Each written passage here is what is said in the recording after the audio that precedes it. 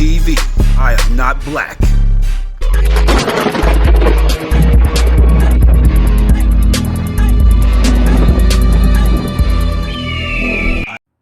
Good afternoon, folks. In the spirit of our recent reviews on the major events in our near-term future, let's hit the big one. The cosmic thunderbolt, the thunderbolt of the gods. Yes, it is real. The ancients drew it everywhere.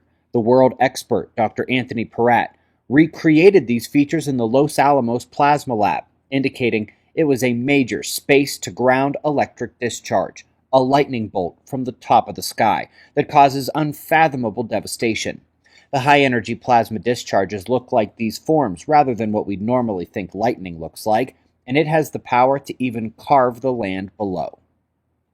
Whether it was the early 1900s theorists or the thunderbolts in the last 40 years, many theories mostly involve events wholly taking place in space, with plasma flowing from one body to another, sometimes in a slow flow and sometimes as a discharge. But that wouldn't have the appearance here on Earth that resembled the petroglyphs, and it wouldn't cause the sort of devastation that would inspire the ancients. No, this is something that actually strikes the Earth, and it just so happens it's not theoretical. We actually know it happens scientifically.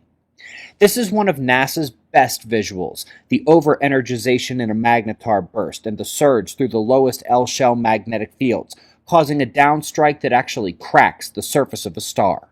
This has also been recreated in the lab, and there is a way this happens to the Earth. And yes, it's as terrifying as it seems. Let's go back to 1859, the Carrington Event superflare, an approximately X80 solar flare that struck the Earth. It was so powerful that it almost surged the Earth's lowest L-shell fields. It stopped just short. But if it was any bigger, it might have done it, and we were likely very close in 1859 to having another cosmic thunderbolt. Now, with Earth's magnetic field weakening, leaving our field less able to hold back the sun's fury, Earth likely couldn't handle another Carrington event today, and what's worse, it's probably the lower end of the sun's flaring capability in terms of the superflare cycles. Remember, it is now mainstream astrophysics that solar outbursts vastly more powerful than the 1859 storm occur on millennial timescales.